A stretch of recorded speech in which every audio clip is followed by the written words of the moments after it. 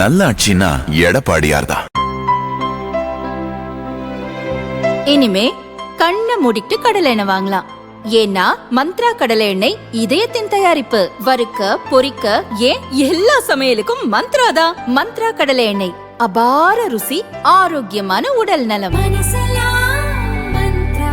தமிழகத்தில் ஏப்ரல் 23ஆம் தேதி சட்டசபை தேர்தல் நடக்கிறது. அனைத்து கட்சியினரும் தீவிர தேர்தல் பிரச்சாரத்தில் ஈடுபட்டுள்ளனர். கோவை தெற்கு தொகுதிக்கு உட்பட்ட ரத்தினபுரி பகுதியில் உள்ள கணினி மையத்தில் திமுகவினர் வாக்காளர்களுக்கு 8000 ரூபாய் மதிப்புள்ள டோக்கன் விநியோகிப்பதாக தகவல் பரவியது. இதனால் அதிமுக மற்றும் கூட்டணி கட்சியினர் அந்த மையத்தை முற்றுகையிட்டனர். அப்போது திமுகவைச் சேர்ந்தவர்கள் தேர்தல் விதிகளுக்கு எதிராக வாக்காளர்களுக்கு டோக்கன் விநியோகித்தது உறுதியானது. அவர்களை மடக்கி பிடித்த அதிமுகவினர் வாக்குவாதத்தில் ஈடுபட்டனர்.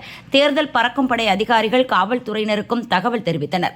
அங்கு வந்த போலீசார் தீவிர சோதனை நடத்தினர். அப்போது வாக்காளர் பட்டியலுடன் கட்டுக்கட்டாக வைக்கப்பட்டிருந்த 8000 ரூபாய் டோக்கன்களை பறிமுதல் செய்தனர். டோக்கன் விநியோகித்த திமுகவினரை ரத்தினபுரி போலீசார் காவல் நிலையத்துக்கு அழைத்துச் சென்று விசாரித்து வருகின்றனர்.